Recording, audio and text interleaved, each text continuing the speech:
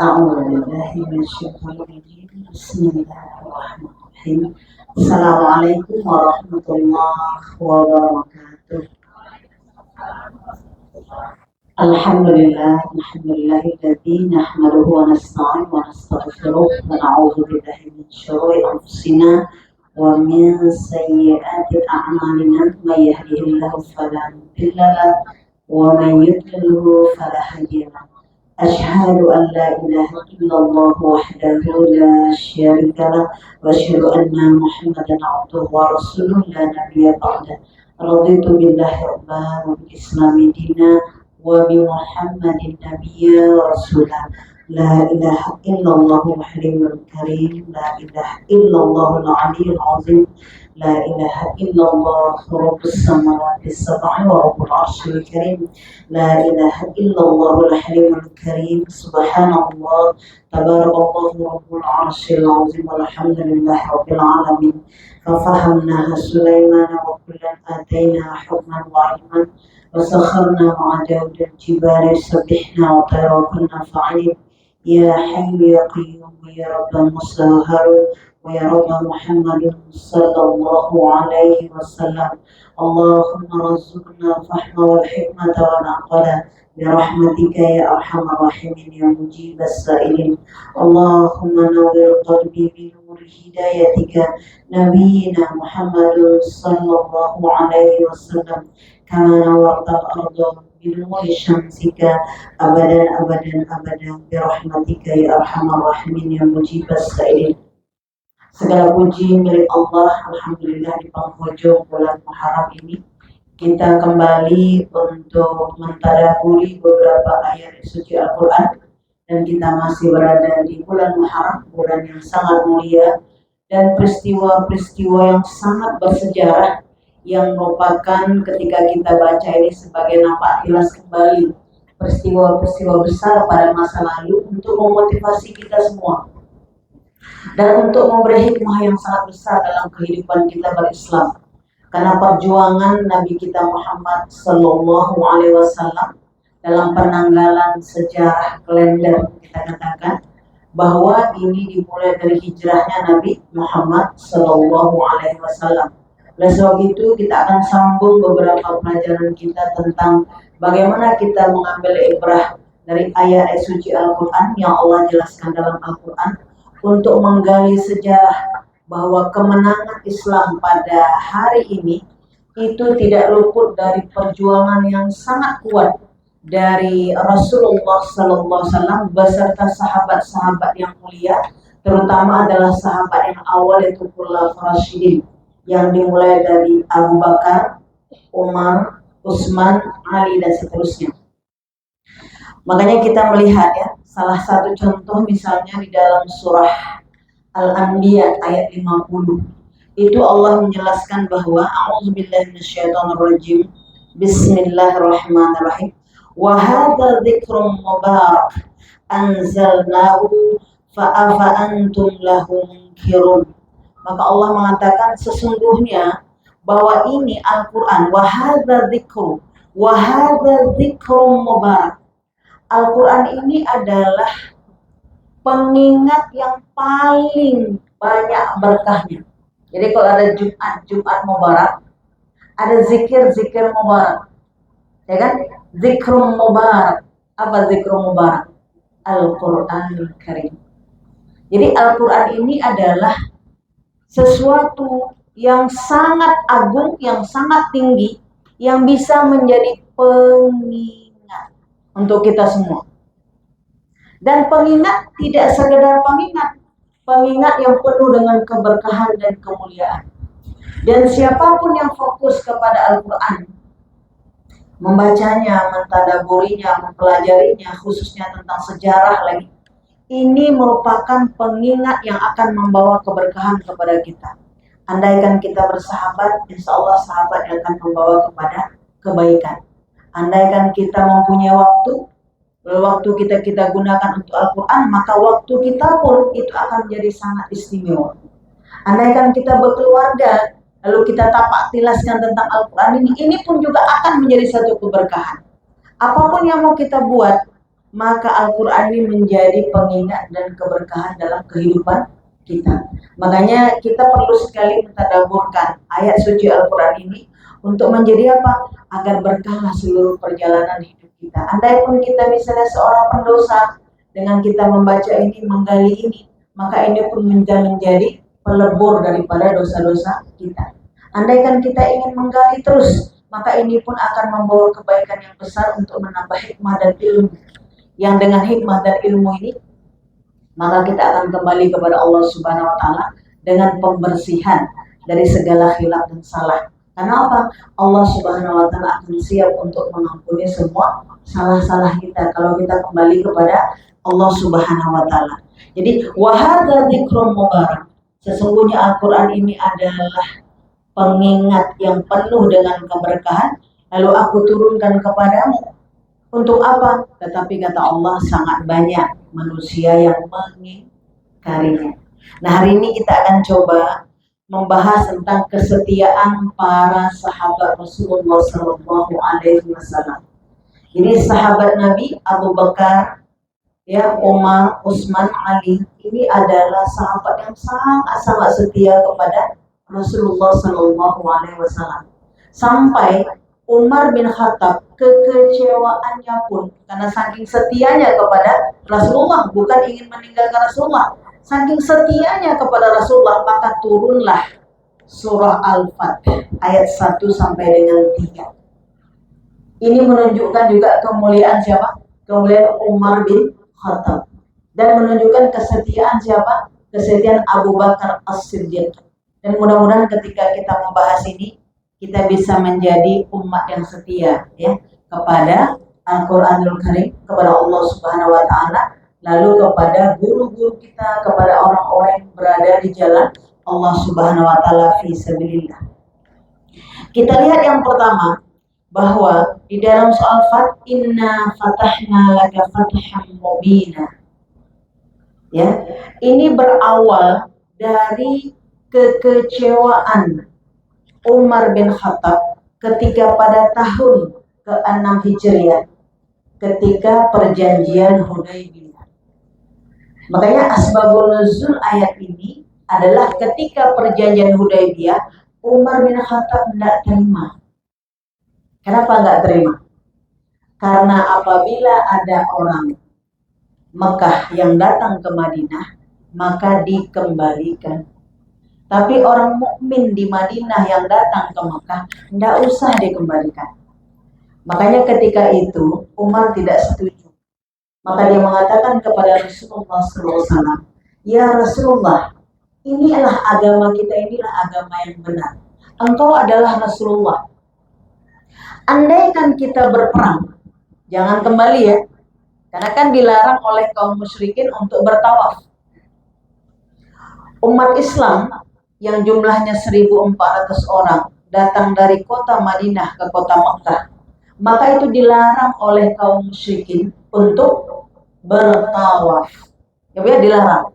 Makanya ketika itu Rasulullah begitu sangat menghormati Ka'bah Baitullah, bolehlah kami kembali ke kota Madinah untuk tidak bertawaf asal tidak terjadi pertumpahan darah, asal tidak terjadi perang. Dengan sabarnya Rasulullah maka berniat kembali untuk bisa kembali lagi tahun depannya, di tahun ke-7 Hijriah. Nah, tetapi Umar mengatakan, ya Rasulullah, engkau Rasulullah, agama kita benar. Andaikan kita ikut berperang, maka kita syahid, kita masuk ke dalam surga. Dan mereka berperang, kalau mereka mati, maka mereka masuk dalam neraka. Mengapa kita harus mengalah? Kafirku dulu, katanya kan, aku tidak pernah mengalah. Jadi dulu Umar kan kafir kan. Ketika kafirku dulu, aku tidak mau diinjak seperti ini. Ibaratnya bahasa kita gitu loh, ya kan? Maka aku tidak mau kembali. Harus kita hadapi. Nah, gitu ya. Harus kita hadapi. Apa kata Rasulullah? Aku adalah Rasulullah. Ya kan? Aku adalah Rasulullah. Dan Allah tidak pernah meninggalkanku. Ya kan, Pak ya? Ini jawaban Rasulullah. Aku adalah Rasulullah dan aku tidak pernah meninggalkan, dan Allah tidak pernah meninggalkanku. Maka ketika itu Umar kecewa datang kepada Abu Bakar. Wahai Abu Bakar, bagaimana? Maka saking hanifnya, luar biasanya iman Abu Bakar. Dia adalah Muhammad Rasulullah. Allah tidak akan pernah meninggalkannya. Ini prinsip hidup, Ibu. Kalau kita berada di jalan Allah, lalu kita ikhlas karena Allah, liku-liku kehidupan kita, itu pasti akan ditolong oleh Allah. Wa kana bil mu'minina rahimah. Allah sangat sayang sekali kepada orang mukmin. Yang tertinggi sangat sayang kepada Rasulullah Sallallahu Alaihi Wasallam. Makanya ketika itu umat tidak terima, tapi Rasulullah mengatakan, aku adalah Muhammad Rasulullah. Emang kenapa? Muhammad Rasulullah tidak akan pernah ditinggalkan oleh Allah Subhanahu Wa Taala. Allah nggak akan pernah meninggalkan. Ini harus kita pegang. Ya, jika dalam hidup ini kita berada pada fisabilillah, jalan yang benar, di jalan Allah, lalu dapatlah kesulitan, dapatlah kepayahan, jangan balik ke belakang, maju terus, karena Allah pasti akan menolong kita. Maka dikatakan, siapa yang menolong agama Allah, maka Allah pasti akan menolongnya. Ya bukan? Sementara agama Allah ini enggak kita tolong pun pasti Allah akan menolong. Makanya ketika Rasulullah berjalan, jumlahnya 1.400 orang ketika mau ke Baitullah, apa yang terjadi? Sampai di Hudaybiyah, itu ontanya berhenti, Al-Quswa. Namanya ya, Al-Quswa. Berhentilah kuda tundangan. Maka ketika berhenti itu mereka mengatakan, mengapa dia berhenti? Apa kata Rasulullah? Binatang ini berhenti, kendaraan ini berhenti karena dihentikan oleh Allah Subhanahu Wa Taala. Karena bukan sifatnya berhenti. Sebagaimana Allah menghentikan siapa? Abrahah, kaum bergajah ketika mau menyerang Ka'bah Baitullah. Artinya Abrahah pada waktu itu sebelum Rasulullah lahir, itu ketika ingin memasuki Ka'bah Baitullah, ketika ingin menghancurkan Ka'bah, tertahan semua gajah-gajah itu. Lalu turunlah burung ababil, ya kan? Lalu melempari gajah-gajah itu seperti daun yang dimakan ular. Maka dikatakan Al-Quswa, bahwa binatang ini pun berhenti bukan kehendaknya, tetapi Allah menghentikannya. Ada tanda, rupanya di sana komplotan kaum musyrikin itu sudah siap untuk menunggu seluruh jamaah yang 1.400 itu untuk menyerang. Makanya ini tanda-tanda daripada kenabian Muhammad SAW, mukjizat yang Allah beri, bahwa Rasulullah tidak melihat tapi diberi alarm oleh Allah bahwa itu ada bahaya di depan. Makanya mereka berhenti. Nah, di tengah penghentian itulah mereka para jamaah yang 1.400 ini tadi semuanya mengatakan, kenapa kok bisa begini? Kenapa bisa begini? Kenapa kita nggak jalan? Ibarat kita bu kecil-kecilnya begini kan. Kalau ada di depan kita di sana, kemudian berhenti seluruh mobil, lalu kita pun berhenti ya, lama sekali berhenti, maka kita bertanya, kok berhenti? Ada apa di depan? Misalnya, kayak gitu kan? Oh, rupanya jembatan rusak, kayak gitu kan? Nah, kalau ini seluruh daripada jamaah berhenti, ada apa di sana? Nah, tanda berhenti adalah maka kuda tundangannya berhenti. Rupanya memang dihentikan oleh Allah Subhanahu Wa Taala. Nah, maka kekecewaan pada waktu itu, maka Rasulullah Sallallahu Alaihi Wasallam dalam asbabun nuzul ayat ini dikatakan ada beberapa pengertian. Yang pertama adalah ayat ini menunjukkan ketika Rasulullah Sallallahu Alaihi Wasallam dilarang oleh kaum musyrikin. Jadi ingat bu, Rasulullah saja pernah pada satu masa dilarang untuk datang ke Baitullah. Apalagi kita di akhir zaman. Ya, apalagi kita di akhir zaman. Bedanya kita tidak turun ayat, gitu kan? Kita tidak turun ayat. Tapi pada masa lalu, maka dikatakan inna fatahna laka fatham mubina. Maka ini menunjukkan bahwa hari ini engkau disuruh kembali ke kota Madinah dan tidak boleh bertawaf. Tapi kata Allah, sesungguhnya wahai Umar, turunlah ayat bahwa Allah akan memberi kemenangan kepada kita. Dan benar bahwasanya pada tahun ke-6 Hijriah. Maka ketika itu terjadi perjanjian Hudaybiyah, dan pada tahun ke-7, ya kan Bu, itu dibolehkan untuk berumrah. Ini sudah legal. Enggak sembunyi-sembunyi lagi. Kenapa? Dalam perjanjian Hudaybiyah 10 tahun tidak boleh bersengketa dan berperang. Maka amanlah kaum muslimin untuk melakukan ibadah dan dakwah. Jadi Ibu, kita lihat mundur ke belakang selangkah untuk maju lebih kencang. Jadi asbabun nuzul ayat ini, ketika Umar merasa kecewa, lalu Allah menurunkan, "Tidak apa-apa wahai Umar, sesungguhnya Allah memberi kemenangan kepada kita semua, tapi nanti kemenangan itu, ya kemenangan itu nanti kapan? Setahun kemudian, pada tahun ke-7 Hijriah. Ya Bu ya, setelah perang Khaybar." Nah, asbabun nuzul ayat ini pun Al-Qurtubi dalam tafsirnya menjelaskan apa? Ini juga menjadi sebab tentang perjanjian Hudaybiyah ini kemudian yang diawali dengan Baitur Ridwan. Apa itu Baitur Ridwan, Bu? Baitur Ridwan itu adalah berjanji setia. Ya, berjanji setia kepada Rasulullah Shallallahu Alaihi Wasallam yang Rasulullah yang Allah jelaskan pada apa? Pada ayat Al-Fat ayat 18. Al-Fat ayat 18. Apa kata Allah? Laqad radiyallahu 'anil mu'minina id yubayyi'unaka tahta asy-syajarah. Ini luar biasa ya Bu ya, di dalam Islam ya. Al-Qur'an ini sumber ilmu. Al-Qur'an sumber ilmu, sejarah. Makanya kita lihat dikatakan apa sih? Laqad radiyallahu. Sesungguhnya Allah Subhanahu wa taala meridai orang-orang mukmin. Siapa yang mukmin? Yang ikut bersama Nabi yang jumlahnya 1.400 orang tadi. Dari kota Madinah ke kota Mekah yang untuk berumrah lalu tidak jadi. Karena apa? Karena dilarang oleh kaum musyrikin. Maka mereka semuanya itu diridai oleh Allah Subhanahu wa taala. Allah ridho kepada mereka. Mereka juga ridho terhadap ketetapan takdir yang diberikan kepada mereka. Maka dikatakan di sini apa? Mereka membuat janji setia. Apa Bu janji setia? Baitur Ridwan. Maka dikatakan tahta syajarah. Mereka berbuat janji setia kepada Rasulullah Sallallahu Alaihi Wasallam. Nah, dalam sejarah disampaikan bahwa janji setia itu Rasulullah menjabat tangan Ibu yang 1.400 kecuali kepada perempuan. Disitulah hukum haramnya berjabat tangan dengan yang bukan muhrim. Ingat Ibu, kita kalau lebaran macam mana? Yang bukan mahram. Rasulullah ketika mengambil baiat, ya Rasulullah ketika mengambil baiat tidak berjabat tangan. Kan ada yang perempuan juga, ada muslimah juga, tidak berjabat tangan.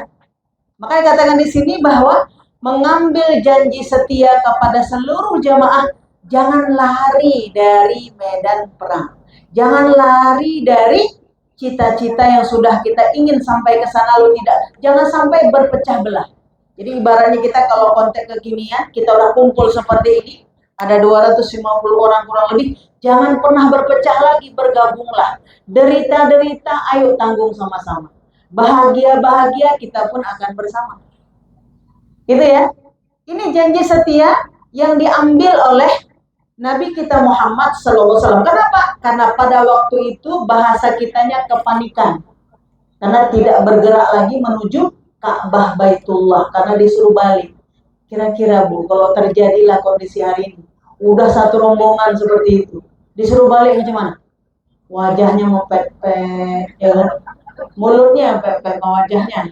Kan bukan? Mungkin ada yang air mata yang keluar, mungkin ada ikan gitu ya.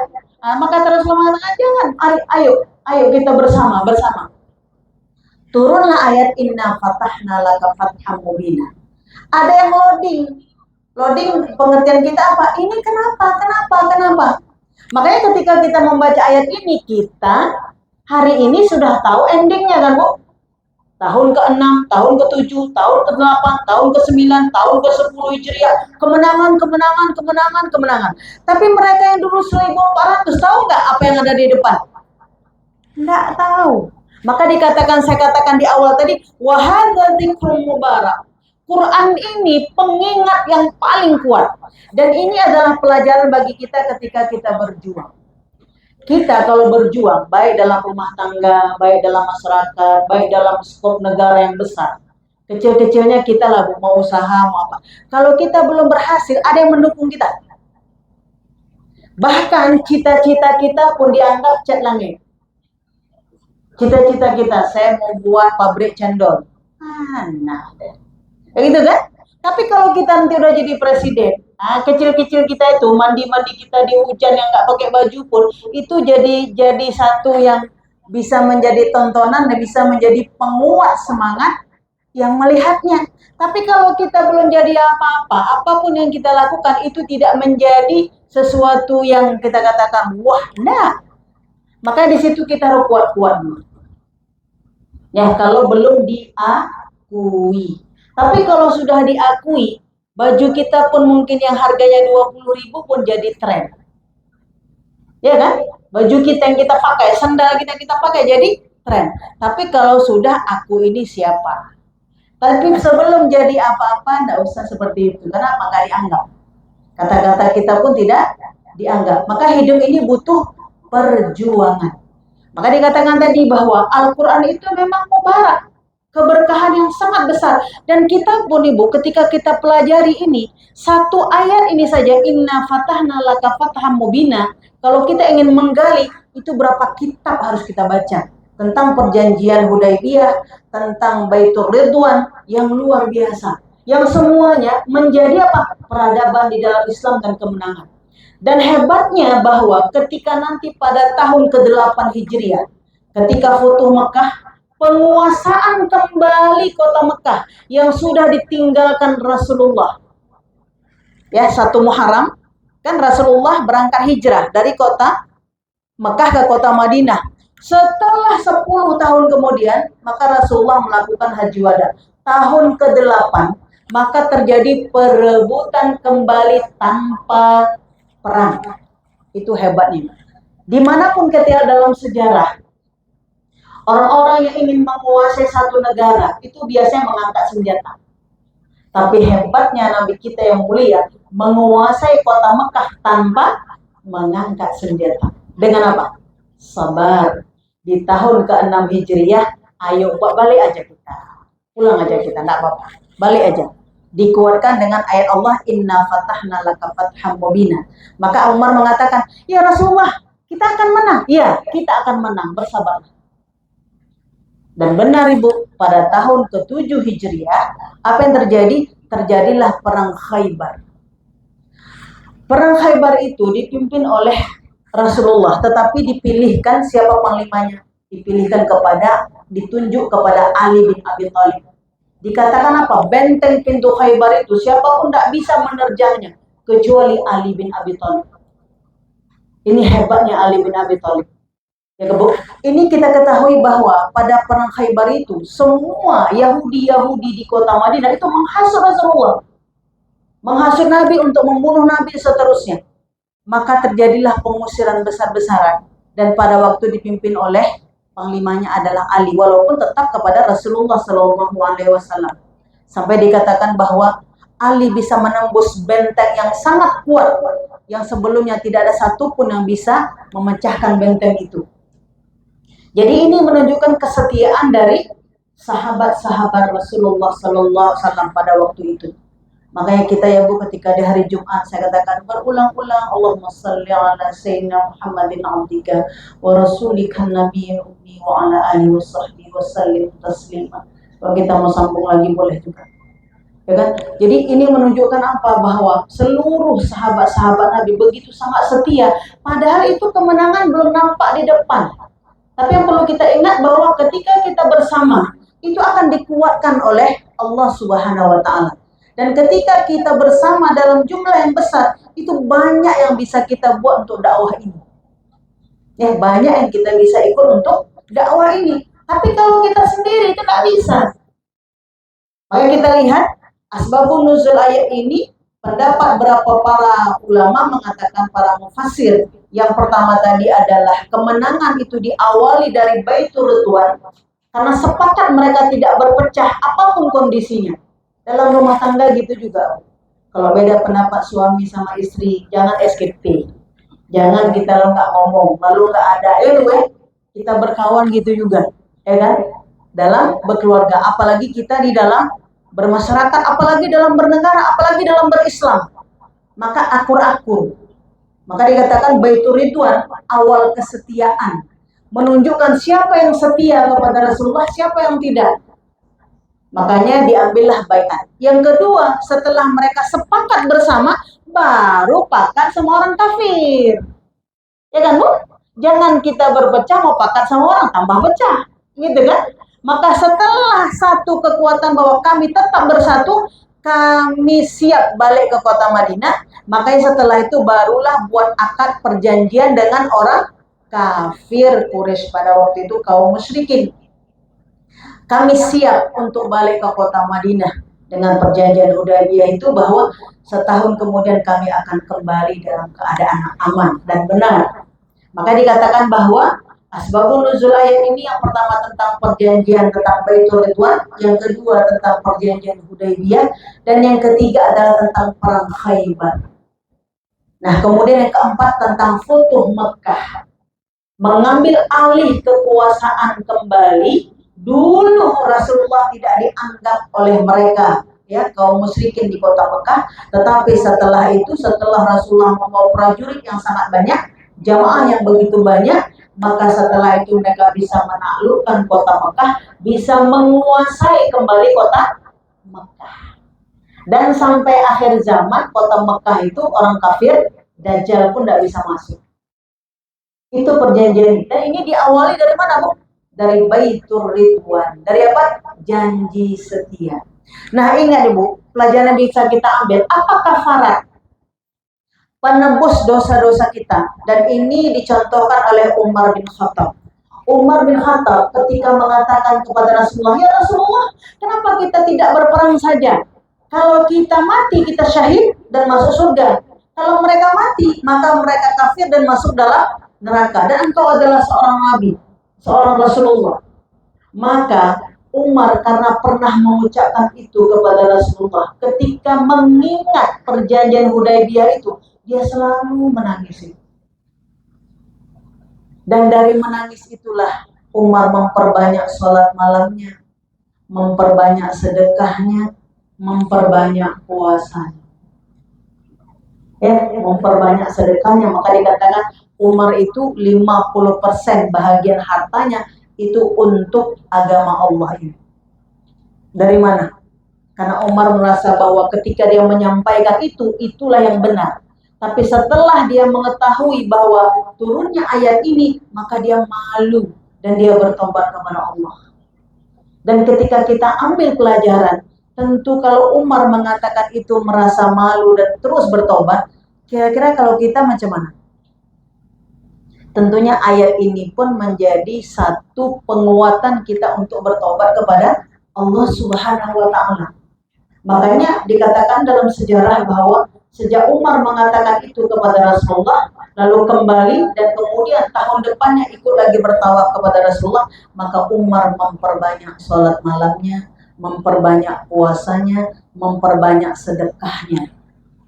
Jadi kita lihat bahwa pertaubatan Umar itu karena ucapan yang bahasa kita begitu lantang menyampaikan kepada Rasulullah. Tapi Rasulullah tahu itu karena sifat sajaah Umar, keberanian yang luar biasa. Karena saking cintanya kepada agama Islam dan saking cintanya untuk beribadah kepada Allah Subhanahu wa Ta'ala. Makanya kalaulah malam-malam kita bangun di tengah malam, kemudian ba'da sholat kita lihat apakah sholat fardu, apakah sholat sunnah, kita mengatakan kepada Allah, ya Allah, aku datang kepadamu dengan dosaku yang begitu banyak. Tapi aku sadar, ya Allah, aku datang kepadamu dengan tetesan air mata yang terus mengalir. Dan aku sadar, ya Allah, bahwa Engkau adalah takkan pernah terputus ampunannya. Itu menunjukkan apa, Bu? Kesungguhan kita kepada Allah, bahwa Allah itu Maha Penyayang. Ya Allah, walaupun dosa-dosa aku perbuat, tapi engkau tetap menutup aib-aibku ya Allah. Walaupun terus dosa-dosa aku lakukan, tapi engkau tetap menutup aib-aibku ya Allah. Dan engkau adalah zat yang maha menerima taubat. Tingkat keyakinan kita yang kita ucapkan kepada Allah itu menjadi penyembuh jiwa dan pengabulan doa. Tingkat keyakinan, bukan putus asa. Kadang kan ada ya rasa kita ya, kayaknya nggak dikabul lah sama Allah, kayaknya nggak diterima lah sama Allah, kayaknya kalau kayak kita nih nggak terima lah ya, kayak kita kan itu bahasa ya. Tapi kalau kita sudah tahu sifat-sifat Allah, bagaimana pemurah dan rahman dan rahimnya, apalagi ketika kita baca dalam sejarah ini bahwa begitulah Allah Subhanahu wa taala memberikan kemenangan yang sangat nyata. Maka namanya Futuh Mekah. Apa Futuh Mekah itu? Dibuka kembali kota Mekah untuk Rasulullah, dan Rasulullah menjadi penguasa. Ini perlu kita ambil ibrah yang sangat tinggi, karena nanti dalam sejarahnya Ibu, bahwasanya perjalanan dakwah ini akan dimenangkan kepada orang-orang yang kuat. Siapapun yang kuat, ya, perjalanan dakwah ini akan dimenangkan oleh orang yang kuat, baik kuat lahir maupun kuat batin. Mereka-mereka apa? Yang punya keistiqomahan di dalam berislam. Makanya istiqomah itu salah satunya adalah yang membuat kita istiqomah. Tidak cukup dengan semangat saja, tapi apa? Keyakinan yang kuat, lalu berada bersama orang-orang yang yakin. Kita yakin, tapi sering bersama orang-orang yang yakin. Dan yang yakin itu adalah asupan ilmu, irsyad. Apa Bu asupan ilmu kita? Al-Qur'anul Karim. Makanya kita katakan bahwa hari-hari kita, kalau kita lemah, bacalah Quran. Baca saja pun bisa menambah kekuatan. Itu belum mentadaburkan, itu belum menafsirkan, itu belum mengamalkan, baru baca saja. Itu juga bisa menjadi penawar jiwa. Ya, bisa menjadi penawar jiwa. Maka dikatakan di sini bahwa Allah Subhanahu wa taala akan memberikan kemenangan kepadamu, dan memang benar terjadilah kemenangan yang sangat besar pada diri Nabi Muhammad SAW, dan kemudian pengikut-pengikutnya merasakan itu. Makanya dulu Bu, orang-orang awal, orang-orang yang pertama sekali ikut berjuang bersama Rasulullah, begitu sangat yakin. Kenapa? Di depan mata mereka. Tapi kalau kita hari ini, tentunya kita juga bisa pertama yakin, karena sejarah itu telah lewat. Kayak gitu kan? Sejarah itu bisa kita baca. Apa yang terjadi di tahun ke-6, apa yang terjadi tahun ke-7, apa yang terjadi tahun ke-8, apa yang terjadi tahun 9 dan tahun ke-10 Hijriah. Dan yang kita ketahui Bu, pada perang Khaybar itu, ini sejarah ya, bagaimana pedihnya Rasulullah untuk menggerakkan agama ini. Pada tahun ke-7 Nabi kita Muhammad SAW setelah perang Khaybar itu menang, itu ada perempuan Yahudi Bu, yang memberikan makanan dimasukkan ke dalam daging kambing atau domba, yang dimasukkan racun untuk Rasulullah SAW. Dan 3 tahun kemudian Rasulullah wafat setelah Haji Wada. Itu juga penyebabnya salah satu racun yang ada di dalam tubuh Nabi yang dimakan ketika perang Khaybar itu. Jadi kita harus tahu bahwa suka duka Rasulullah mengemban agama ini itu bukan dengan santai-santai, tapi banyak sekali liku-liku kehidupan yang begitu sangat pedih yang ditanggung oleh Nabi kita Muhammad SAW. Makanya hari ini ketika kemenangan telah datang dan kita sudah berislam, dan kita katakan bahwa seperti di Aceh mayoritas seluruhnya Islam, dan Islam sudah seantero negeri ini, dan itu pun bisa berbalik lagi nanti, semuanya menjadi kafir kembali. Kenapa? Karena memang di akhir zaman nanti, seluruh dajjal-dajjal itu berusaha sekuat mungkin untuk menggerogoti seluruh umat Islam agar tidak berpegang kepada agama yang kuat ini. Makanya kita lihat kan Bu, nggak usah jauh lah, negeri Syam kita katakan. Dulu nggak ada orang buta huruf Al-Quran, tapi hari ini dan kita pun hari ini nggak usah jauh kita katakan bahwa di lingkungan kita pun banyak orang yang telah menikah, yang telah balik, kita katakan juga buta huruf Al-Quran. Kalau sudah buta huruf Al-Quran, kira-kira hukumnya buta apa? Sumber dari segala sumber agama ini kan Quran. Kalau sumber agamanya dia tidak bisa baca, maka hukumnya dia bisa enggak? Otomatis tidak bisa. cara bersuci, dan seterusnya kan? Nggak bisa. Macam mana dia mensucikan dirinya? Otomatis nggak bisa. Makanya kita lihat bahwa ketika Nabi kita melampaui bahwa kemenangan-kemenangan yang dapat itu seluruhnya karena didukung oleh sahabat-sahabat yang sangat setia. Dan kita telah bahas sampai ke cucu Nabi. Maka terjadilah perang Karbala 10 Muharram yang lalu. Ya kan, Husain itu dipenggal, ya Bu, lehernya dipenggal. Husain itu. Ya kan, pada tahun ke-60 Hijriah. Itu setelah ayah kita bilang neneknya, atuknya kalau bahasa kita, Muhammad sallallahu alaihi wasallam telah tiada. Itu terjadi. Maka hari ini mari kita semua menguatkan diri bersatu untuk meneguhkan agama ini. Dan yang menjadi pola dasar meneguhkan agama ini tidak jauh-jauh, membumikan Al-Quran. Bagaimana semua kita mencintai Al-Quran dan tidak ada hari tidak mempelajari Al-Quranul Karim. Tapi ingat, kalau kita belajar sendiri, kita tidak bisa berjuang sendiri. Kita harus bersama-sama. Gitu kan? Kita harus bersama-sama. Dan belajar sendiri juga nggak asik. Tapi belajar bersama-sama. Nah, maka kita lihat, di dalam soal Fat ini Allah mengatakan, Inna fatahna laka fatham mubina.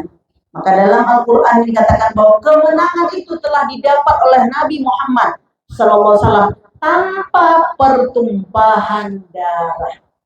Dan tidak ada negeri manapun, Bu, yang ditaklukkan tanpa pertumpahan darah kecuali Rasulullah SAW. Itu hebatnya. Wa innaka la'ala khuluqin azim. Sampai pada satu kali dalam sejarah Ibu dikatakan apa? Ketika perjanjian Hudaybiyah itu, maka seorang utusan daripada kaum musyrikin dikatakan Urwah bin Mas'ud.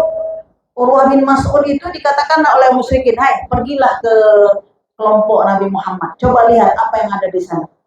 Setelah dia jumpa dengan Rasulullah, maka baliklah dia kepada kaum musyrikin. Apa dia bilang?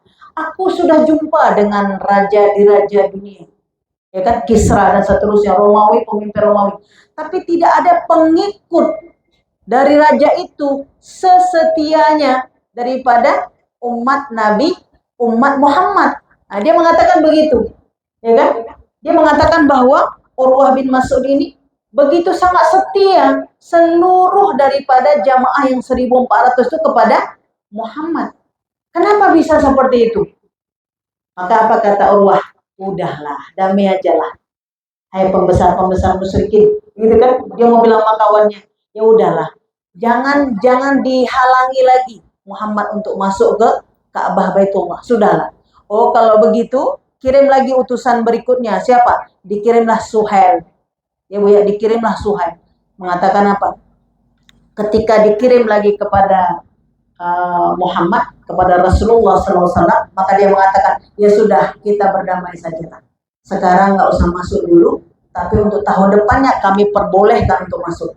Tapi ingat, 10 tahun kita buat yang seperti ini, tidak ada peperangan-peperangan lagi. Dan itu kemenangan. Cuma syaratnya, kami tidak mau dengan ucapan Bismillahirrahmanirrahim. Tuh ya. Jadi mereka boleh janji apa saja di atas kertas, satu syaratnya tidak boleh dengan Bismillahirrahmanirrahim. Yang kedua, tidak boleh ada nama Muhammad Rasulullah. Jadi macam mana? Muhammad bin Abdullah. Muhammad anak Abdullah. Makanya Bu, hati-hati kita ketika belajar ini. Kalau ada perbuatan-perbuatan baik kita, enggak kita awali dengan Bismillah. Mirip-miriplah sama tuh kelompok sebelah sana. Mau makan terus, mau pergi terus ya, tidak pakai Bismillah. Mereka itu paling anti dengan ucapan Bismillah. Maka disebut oleh Rasulullah, siapapun yang mengawali dengan perbuatan baiknya, tidak diawali Bismillah, terputus rahmat Allah. Ingat ya, siapapun yang berbuat baik, tapi tidak mengawali dengan Bismillah, maka terputus rahmat Allah. Kalau kita kumpul-kumpul, tidak kita ada di dalamnya menyebut Muhammad Rasulullah, maka ditarik keberkahannya oleh Allah. Jadi ini nggak main-main, ya kan? Nggak main-main. Ini adalah satu kita katakan dalam Islam ini apa? Satu kajian yang kita perlu tahu bahwa Kenapa disebut nama Muhammad bisa berkah semua kehidupan kita? Itulah karena begitulah cintanya Allah kepada Rasulullah. Sebelum engkau mencontoh Rasul, engkau sebut saja namanya, hidupmu udah berkah. Makanya kenapa Bu kita lihat orang Aceh, apapun ya, itu selalu diakhiri sama selawat, diawali dengan selawat. Itu untuk apa? Menarik berkah. Supaya niat baik kita menjadi baik dan terus baik, dan akhirnya juga menjadi sangat baik, terus baik, baik, baik. Tidak ada yang terputus. Karena kalau tidak disebut nama Muhammad Rasulullah, maka akan ditarik berkahnya. Tapi orang musyrikin kan tidak tahu berkah itu. Maka mereka mengatakan, boleh, ayo kita berjanji. Jadi Suhail mengatakan, ayo kita buat perdamaian. Boleh, kata Rasulullah. Maka Rasulullah mengatakan kepada Ali, kenapa wahai Ali? Mereka tidak mau dibuat nama Bismillah. Ya kan? Kemudian mereka tidak mau dibuat Muhammad Rasulullah. Kata Rasulullah, ya sudahlah, tidak apa-apa. Yang penting perjanjian ini ada. Ya kan, Bu? Makanya orang-orang beriman enggak sibuk kali, Bu, dengan tulisan-tulisan itu. Yang penting ada di dalam kalbu kita betul-betul iman kepada Allah Subhanahu wa Ta'ala. Jadi bukan fisiknya, tapi ruh, akidah kita yang paling utama. Sampai nanti, Bu, pada saat misalnya ketika orang sakratul maut, pernah Ibu lihat orang sakratul maut kadang ada geleng-geleng kepala. Kita pikir geleng-geleng kepala waktu kita bilang la ilaha illallah gitu ya. Dia kan geleng-geleng kepala. Kalau orang yang suuzon dipikir geleng kepala itu berarti dia udah musyrik, enggak mau geleng, enggak mau bilang la ilaha illallah. Padahal bisa jadi dia ketika geleng-geleng itu sedang diganggu oleh syaitan laknatullah. Untuk disuruh mengatakan la tawuzan dan seterusnya, maka dia karena tidak sanggup lagi dengan kata-kata dia mengatakan. Jadi kita harus husnuzan.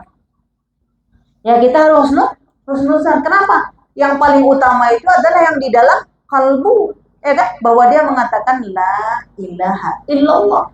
Walaupun mulutnya tidak lagi bisa mengatakan la ilaha illallah. Tapi kita yakin apabila dalam waktu lapang kita seperti ini, maka kita mengikuti semua perintah-perintah Allah dan semaksimal mungkin menjauhi larangan-larangan Allah, maka janji Allah ketika sempitmu, aku yang akan mengingat kamu. Kamu udah nggak ingat lagi. Karena begitu pedihnya bisa jadi sakratul maut, begitu pedihnya kita nggak bisa tahu apa lagi. Tapi Allah lah nanti yang mengizinkan kita untuk mengatakan la ilaha illallah.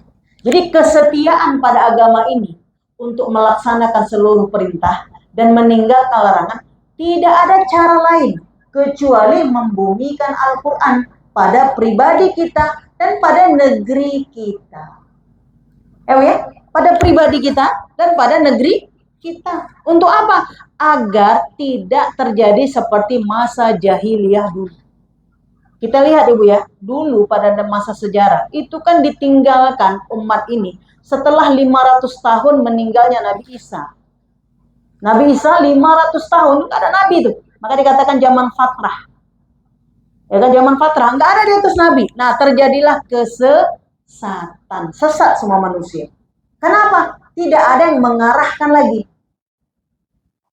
Nah, setelah itu, barulah diutusnya 571 diutusnya Nabi kita Muhammad sallallahu alaihi wasallam setelah 40 tahun kemudian usia Rasul. Jadi Ibu, kita harus tahu bahwa dalam sejarah nanti ada masa orang kuat Islamnya, ada masa lemah Islamnya. Dan yang menjadi kuat lemah itu adalah siapa yang berpegang teguh kepada kitab yang telah Allah turunkan. Kalau dalam keluarga kita semua orang tua menancapkan Quran menjadi prioritas utama, maka insya Allah satu keluarga menjadi dua keluarga, satu lorong, satu mukim, satu kampung, maka menjadi kuatlah secara menyeluruh. Tapi apabila satu keluarga mengabaikan, maka akan terabailah satu lorong, terabailah satu mukim, terabailah seluruhnya. Makanya nanti perbuatan kemungkaran menjadi yang menang. Akhirnya perbuatan baik tertutupi. Nah, kalau ini sudah terjadi, maka dikuasai oleh kejahilan, ini sulit bangkit. Sulit bangkit. Makanya orang ketika lapangnya dikatakan kita lah hari ini. Kita kan lapang sekali, mau kita buat apapun tidak ada peraturan yang menghalangi kan? Karena kita apa? Kemerdekaan untuk melaksanakan ajaran agama kita masing-masing. Ada yang larang kita sholat? Tidak ada. Ada larang kita ruku? Tidak ada. Ada larang kita berkumpul? Tidak ada. Tetapi ketika kebebasan itu ada, kadang sebagian manusia tidak mau berkumpul, tidak menggunakan kesempatan lapang untuk terus meneguhkan agama ini. Maka ini menjadi PR kita, ya. Jadi ketika kita bahas tentang satu surah saja, Inna Fatahna Laka Fatham Mubina, sangat banyak sejarah yang harus kita baca. Makanya minimal di sini adalah 4 kategori. Yang pertama adalah bagaimana ukuran kesetiaan dulu sahabat-sahabat Rasulullah dan jamaah-jamaah yang datang dari kota Madinah ke kota Mekah dengan mengambil sumpah setia kepada Rasulullah. Kalau kita sekarang teken, dulu nggak ada teken. Bu setuju bu, gitu kan? Voting suara. Kita berapa orang? Oh kita 200 orang. Yuk voting suara. Siapa yang setuju? Siapa yang kurang setuju? Siapa yang sangat setuju? Siapa yang tidak setuju sama sekali? Kan gitu kan? Nah, makanya kita lihat pada masa Rasulullah dari 1400 semua yang setuju. Maka dalam kisah sejarah dikatakan cuma 1 orang yang nggak setuju. Sampai-sampai Ibu Utsman bin Affan itu diwakilkan untuk sumpah setianya karena Utsman bin Affan lagi negosiasi dengan kaum musyrikin. Untuk apa? Agar nanti jangan timbul fitnah setelah 6 Hijriah bahwa kedepannya ketika Rasulullah telah tiada dikatakan Umar tidak bersama dengan Baitur Ridwan. Itu sampai itu tingginya hikmah pada diri Nabi Muhammad SAW. Kita kan gitu juga kan. Kita misalnya gini, kita kumpul-kumpul ada 7 orang, ini kawan setia, 1 orang enggak ada. Aku tengok nggak ada dia, kenapa? Udah nggak kawan lagi ya? Nah gitu kan bukan? Itu kan tingkat-tingkat kita sekarang kan begitu. Bisa kita kawan berlima, nggak ada 1 orang. Kita bilang apa? Oh berarti nggak kawan lagi itu berarti. Nah nggak satu visi lagi ya. Nah, makanya Rasulullah untuk Utsman, maka Rasulullah mengambil sumpah setia yang diwakili langsung kepada Rasulullah agar tidak terjadi fitnah di kemudian hari. Ini yang luar biasa dalam Islam. Nah jadi kesetiaan itu teruji dengan Baitur Ridwan. Setelah setia semuanya, maka lalu menjadi negosiasi untuk sepakat dengan kaum musyrikin bahwa boleh, ayo kita berdamai. Maka setelah itu berdamai, lalu pulanglah mereka kembali dengan memotong kita katakan kurban pada waktu itu. Setelah kembali, apa yang terjadi? Tahun ke-7, maka terjadilah perang Khaybar, dan itu juga menjadi satu asbabun nuzul menurut para mufasir tentang ayat ini. Bahwa pada tahun ke-7 itu kemenangan yang luar biasa kepada Yahudi Madinah. Jadi Bu, dulu di Madinah itu banyak Yahudi. Jadi kalau hari ini ada satu-satu Ibu tengok yang orang-orang kafir di kota Madinah, ya kan? Dulu rata-rata semua mereka adalah Yahudi. Makanya tentang 10 puasa 10 Muharram, itu kan ketika Rasulullah melihat mereka berpuasa, menghormati umat, menghormati nabinya yaitu Nabi Musa, kemenangan atas Fir'aun, kan gitu ya. Jadi dulu banyak di kota Madinah itu orang Yahudi. Tetapi setelah tahun ke-7 Hijriah mereka keluar karena kemenangan itu pada pihak umat Islam. Nah jadi ketika posisi hari ini kita yang berkuasa, kita yang lebih banyak jumlah muslimnya, kita jangan tenang-tenang saja karena itu akan mengintai, ya kan, akan mengintai ke lapangan kita hari ini. Itu bisa mengintai nanti apa yang terjadi, masa kesempitan kalau kita tidak terus berpegang kepada Al-Quran, ya kan Bu? Kita lihat orang-orang dulu Ibu, nenek-nenek kita, kalau habis maghrib, semua rata-rata habis maghrib kemana? Pergilah ke rumah tengku atau imamnya, kemudian pergilah ke masjid. Tapi hari ini kita lihat habis maghrib, ada nggak rumah-rumah yang datangi banyak orang untuk mengaji? Atau misalnya kita lewatlah habis maghrib kita dengar, ada nggak nih ngaji? Ada nggak nih ngaji? Rata-rata tutup pintunya kita dengar sinetron. Habis maghrib, ya kan? Mamanya ngaji di kamar, suaminya juga ngaji bisa jadi, tapi anak-anak mudanya, iya tidak terdengar. Nanti yang baru ada ngaji itu misalnya di mana? Halaqah-halaqah yang memang tempat pengajian, misalnya pesantren atau apa. Tapi yang kita utamakan apa? Semua anak pesantren nanti akan kembali ke rumahnya kan Bu? Seluruh anak-anak kita, pesantren berapa tahun? Saya katakan ke anak saya, nah di pesantren itu 3 tahun, 6 tahun, 9 tahun. Setelah 9 tahun kita kemana? Kembali ke rumah. Ya kan? Kita kembali ke rumah. Nah kalau kebiasaan dalam pendidikan tidak dijadikan karakter untuk membiasakan, apa yang terjadi? Dia akan hilang. Karena masa pendidikan itu pakai masa. 6 tahun, 3 tahun. Seperti hari ini kita akan buat Al-Mahiru bil Quran. Berapa lama proses belajar? 3 bulan. Dah 3 bulan. 3 bulan kalau tidak diniatkan untuk terus mengulang di rumah, mewiridkan, ingat Bu, pelajaran wirid kemarin. Wirid itu adalah amal-amal sunnah yang kita jadikan kebiasaan dan kewajiban untuk kita hari-hari. Pokoknya pada maghrib, pada isya, atau pada sholat, terus kita ngaji. Tapi belajarnya 3 bulan. Sambung lagi 3 bulan berikutnya 6 bulan. Gitu, sambung lagi 9 bulan. Sambung lagi 1 tahun 2 bulan. Sampai kapan kita belajar? Pasti ada masa tamat. Kan gitu kan? Lalu tidak dijadikan kebiasaan menjadi amal harian. Selesai apa enggak? Kayak kita nih, kita kan dulu alumni sekolah semua kan? SD, SMP, SMA, kuliah. Semua kita tiap hari pegang buku ya. Iya kan? Pegang buku dan belajar. Kira-kira waktu tamat kuliah, ada lagi sekarang kita pegang buku? Ada Bu. Assalamualaikum, apa kabar Bu Vina? Lagi belajar saja. Udah bab berapa? Bab sekian. Ada nggak coba kita telepon kawan-kawan? Bu Faiza, apa kabar? Lagi belajar saja. Belajar apa? Ini belajar kita fikih. Mantap. Gitu ya. Tolong videoin. Rupanya lagi minum kopi di Solo. Kan rata-rata kita kontak kawan lagi ngapain? Yang usia kita katakan sudah seperti kita sekarang ini. Ya kan Bu? Padahal dulu semua kita adalah pembelajar. Kayak gitu ya. Nah, diharapkan dalam Islam, Iqra itu setelah kita belajar itu menjadi habit. Menjadi kebiasaan yang membaca buku, yang mendalami, itu tidak berhenti. Kapan berhenti? Sakratul maut. Kan nanti di alam barzakh mau belajar pun kita, mau ngaji pun kita, tidak bisa lagi. Mau belajar pun kita, ya Allah, aku mau baca, ya Allah, Iqra. Tidak bisa lagi, udah selesai. Tinggal pahalanya saja yang Allah alirkan. Tapi amalan sudah selesai, tidak ada lagi. Nah, makanya sahabat sekalian, ketika di tempat ini, di Balai Romo Aceh ini, kita bercita-cita sekali, ada satu lembaga kita, Al-Mahiru bil Quran, kita berharap itu menjadi pusat dan awal gerakan untuk peradaban. Itu cita-cita kita, ya kan? Cita-cita kita. Dari setiap kita yang belajar di sini, insya Allah untuk mengambil surah Al-Fatihah nanti sudah selesai untuk dibawa di dalam sholat. Karena itu menjadi tanggung jawab yang paling utama. Setelah itu, maka kita terus mulai belajar, dan terus belajar. Dan itu menjadi habit dan kebiasaan kita masing-masing. Sampai apa? Sampai kita bertemu dengan umur kita yang paling akhir nanti dengan inna lillahi wa inna ilaihi raji'un. Nah, ini sejarah tentang surah Al-Fat. Kemudian disambung Ibu, liyaghfira lakallahu ma taqaddama min dzambik.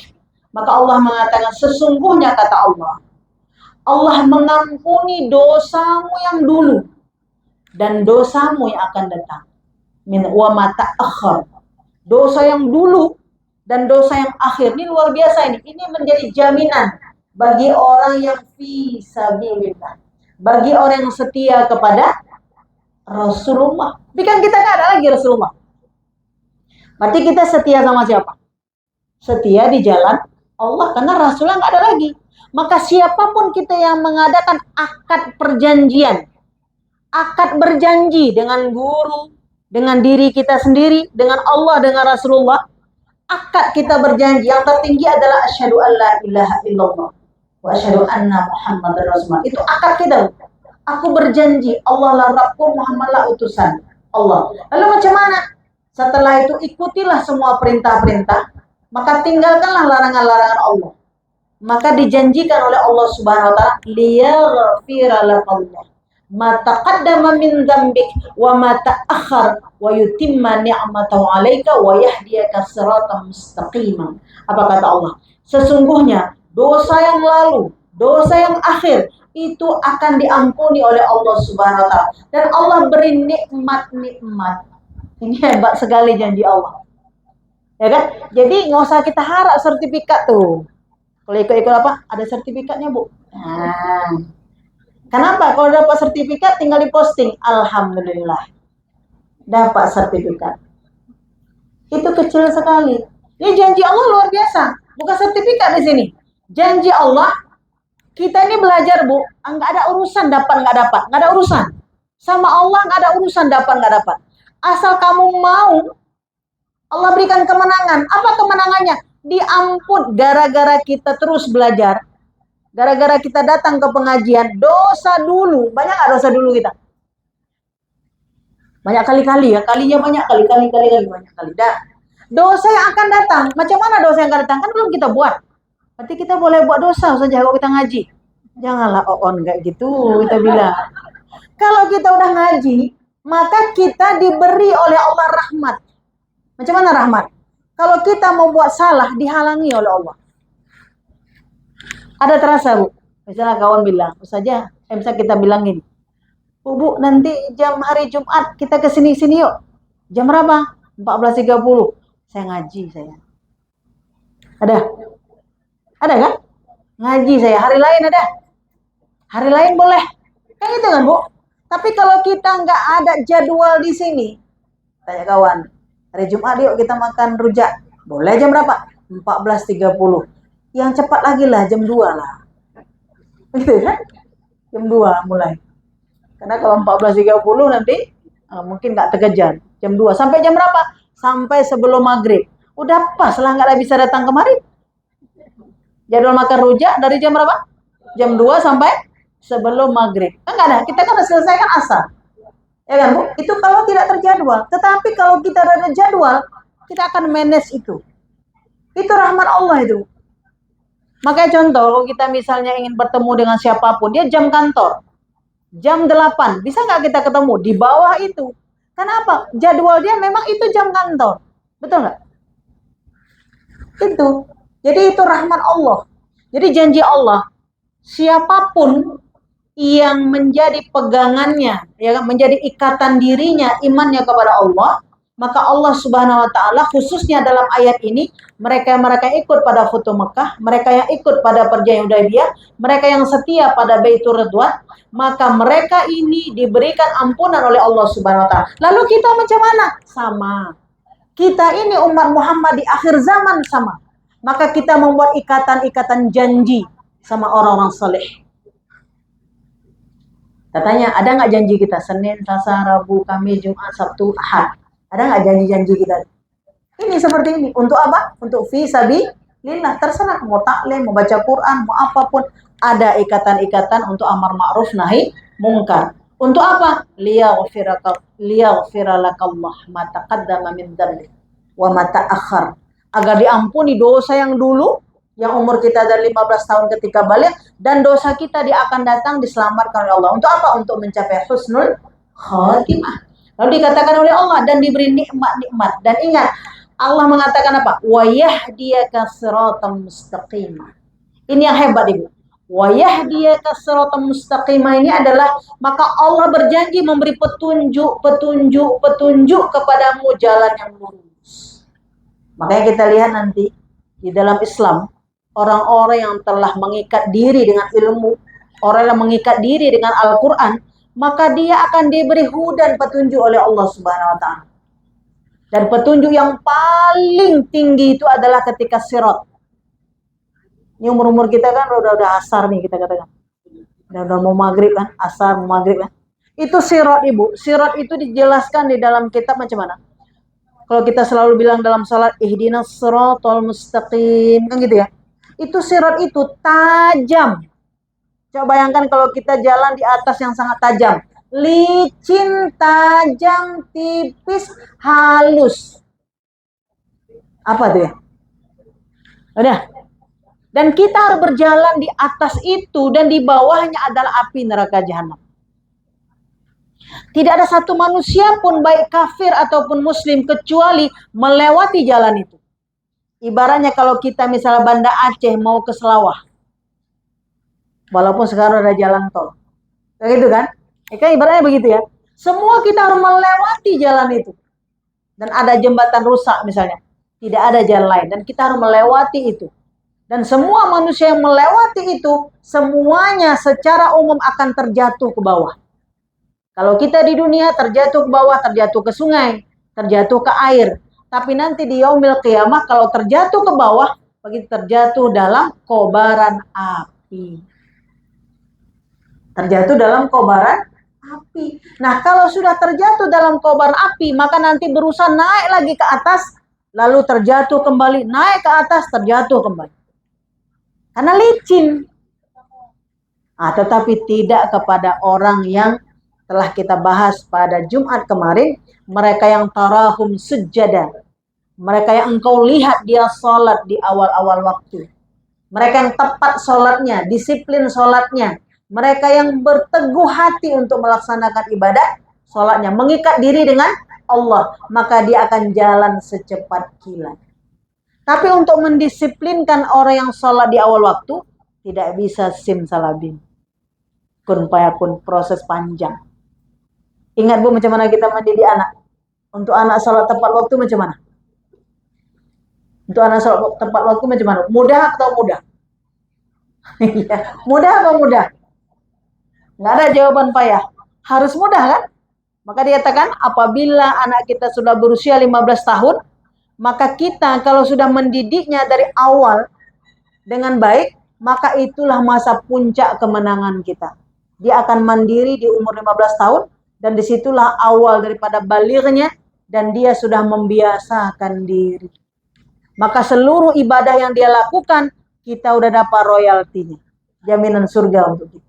Tapi ketika seorang orang tua tidak membiasakan itu dari kecilnya, maka di usia 15 tahunnya kalau dia nggak sholat, maka dia sudah mendapat mukallaf, beban hukum. Maka disitulah awal daripada hasil keburukan yang akan diberikan ke orang tuanya. Setiap sekali sholatnya dia tidak melakukan, maka dianya mendapatkan dosanya dan orang tuanya pun mendapat dosanya. Begitu kan? Berarti ada masa panen, ada masa juga panen daripada keburukan-keburukan. Ini awalnya semua seperti itu. Makanya orang tua bersusah-susah ketika kecil-kecil anaknya untuk membiasakan, maka setelah itu dia panen besar-besaran. Dan ketika pun nanti kita semua di alam barzah, itu menjadi satu fee yang datang ke alam barzah kita. Setiap anak kita mengangkat takbir, maka kita mendapat hasil. Setiap kali anak kita angkat takbir, Bu, kita dapat hasil.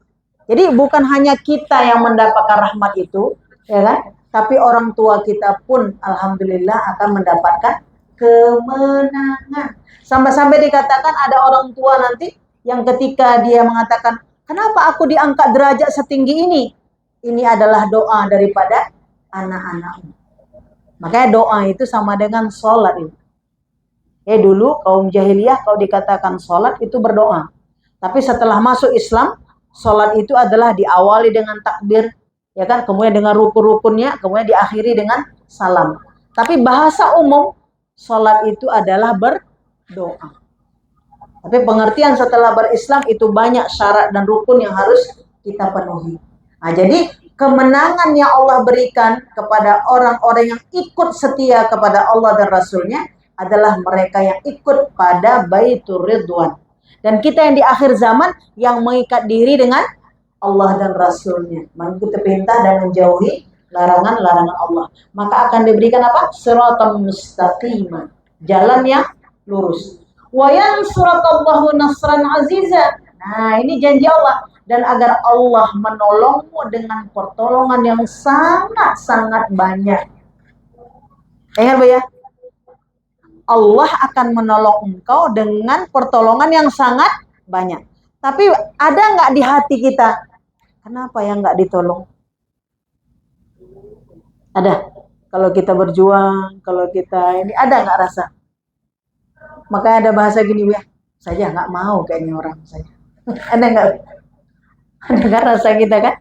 Ketika kita berjalan, pernah ini janji Allah, wa yansurukallahu nasran azizah. Sesungguhnya kalau engkau sudah berpegang niat tadi betul karena Allah, engkau ikuti, itu memang datang pertolongan Allah. Makanya bukti ikhlas, amal itu tidak terputus. Kenapa? Karena terus ada pertolongan.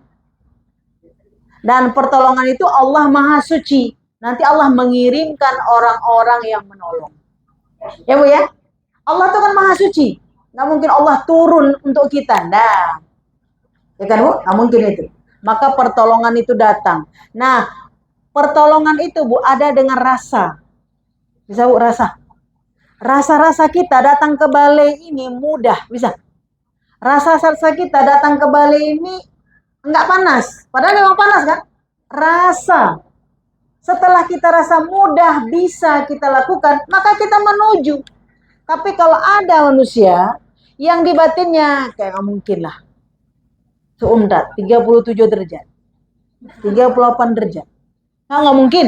Kalau kepalanya udah pikir nggak mungkin, dia bergerak apa enggak? Makanya Bu, rasa kita itu menunjukkan doa kita dikabul oleh Allah. Kan? Rasa kita ini menunjukkan dikabul oleh Allah Subhanahu wa taala. Ibarat kita ibu rumah tangga, disiapkan makanan. Lalu kita bilang misal bahan-bahan makanan. Kita mau masak ini, ada ini, kita bilang, oh ini bisa dibuat ini bisa dibuat ini bisa dibuat ini, ya kan? Bisa ada daging, ada kol, ada wortel, ada kentang. Dibuat apa? Sup. Nah, kan gitu. Nah, ada tepung, ada wortel, ada minyak, ada daging, dibuat apa? Ah, itu. Iya kan? Kalau di kepala kita bakwan, yang kita racik apa? Bakwan lah. Tapi kalau di kepala kita nggak ngerti bakwan itu apa bakwan itu, kita racik apa enggak? Enggak, Ibu. Padahal bahan ada. Itu namanya petunjuk, Ibu. Memang kita cari alfat petunjuk bakwan ada apa enggak? Bukan begitu caranya. Ya kan? Ini logika berpikir. Makanya dikatakan oleh Allah, wa yansurakallahu nasran aziza. Sesungguhnya engkau menolong agama Allah, Allah menolong kamu.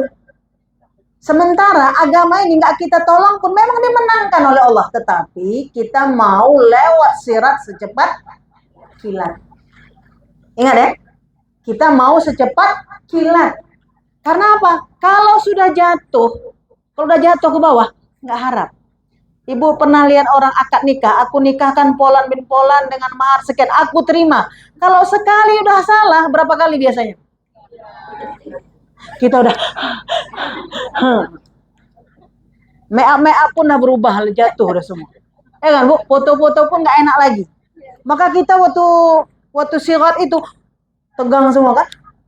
Kalau sekali lancar, bismillah. Tapi kalau udah gagap-gagap, udah lagi. Nah, untuk mendapatkan kalimah itu belajar berbulan-bulan. Aku nikahkan Polan bin Polan dengan Polan, gitu kan? Belajar. Kenapa? Khawatir kalau tidak lewat. Tapi kadang udah lewat pun enggak bilang alhamdulillah. Iyalah, udah belajar aku 3 bulan, makanya lewat. Itu pula. Ya kan, Bu? Ketika sudah lewat, tapi ketika belum lewat, bersangatan memohon kepada Allah.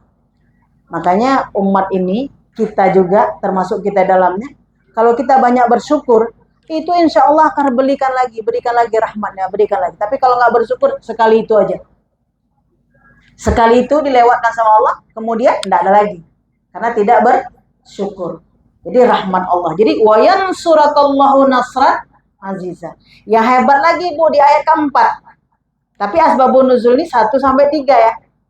1 sampai 3. Kenapa? Di ayat keempat itu seluruh para sahabat udah mendapatkannya.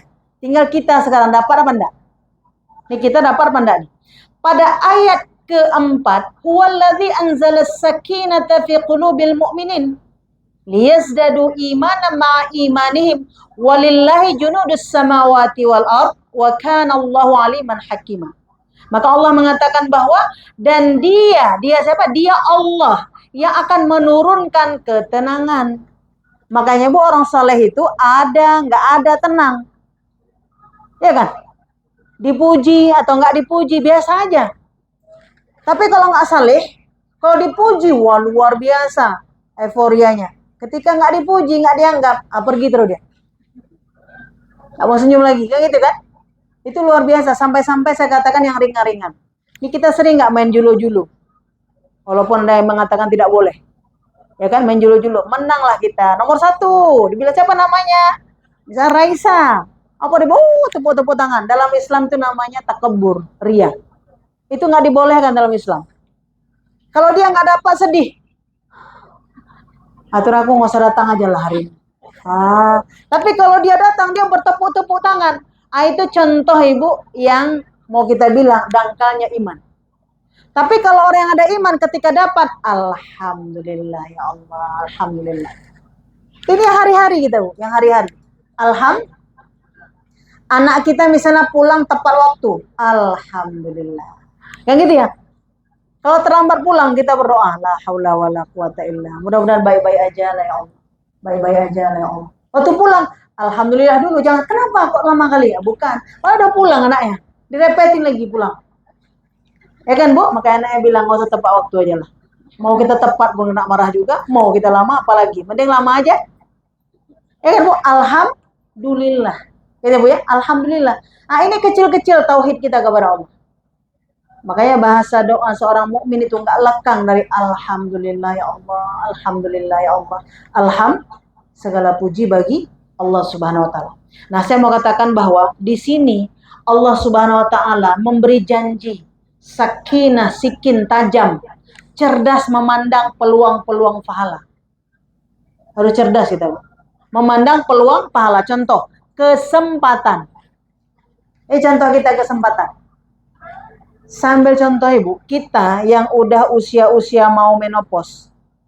Kalau dulu sebelum menopause, haid itu bisa jadi 5 sampai 4-5 hari. Kalau udah menopause berapa? Bisa 15 hari. Ada kadang yang 20 hari udah ada darah penyakit ya kan? Istihadah. Nah, waktu misalnya nanti udah 15 hari, kan lama kali kita nggak sholat. Macam mana rasa kita?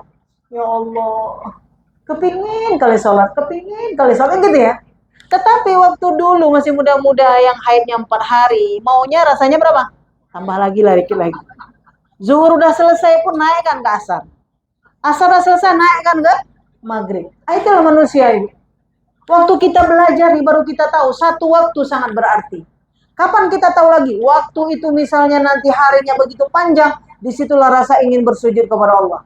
Nah itu rahmat Allah juga. Sehingga ketika kita mengawali sholat kita begitu sangat bahagia, ya kan? Ada terasa yang sudah mau menopause, ya kan? Ada terasa seperti itu. Atau ketika kita haid, kita rasa ingin sekali bangun malam, ingin puasa, ingin ya Bu ya. Tapi kadang-kadang ketika itu sudah suci, biasa lagi. Apalagi kita misal lutut-lutut kita udah sakit, aku pengen kali aku pergi ngaji. Tapi waktu lututnya sehat nggak datang juga. Ya kan? Ada orang kenduri Bu, orang kenduri. Kalau kita undang, nggak datang. Kalau nggak diundang, kenapa nggak undang?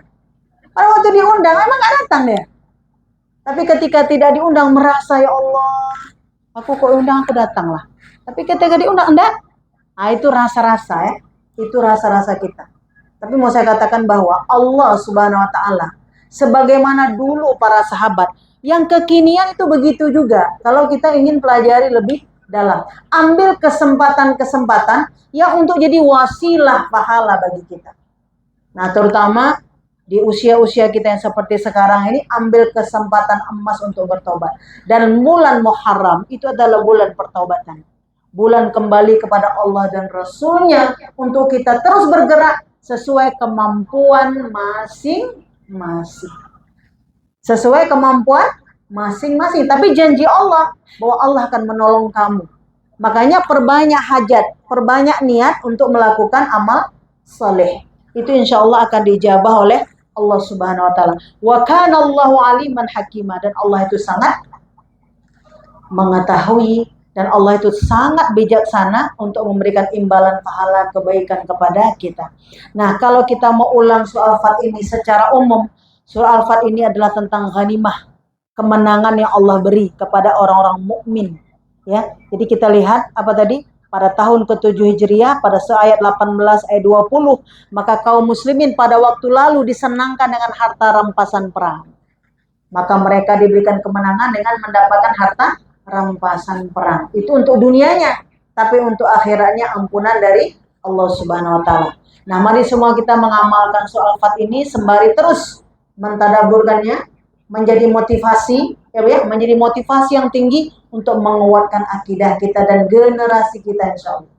Yang mudah-mudahan kita mendapat kemenangan dan dengan ayat yang kita baca ini kita bisa setia seperti para sahabat bersama Rasulullah SAW dan dapat syafaat kelak di yaumil qiyamah. Subhanakallahumma wa bihamdika asyhadu an la ilaha illa anta astaghfiruka wa atubu ilaik. Assalamualaikum warahmatullahi wabarakatuh.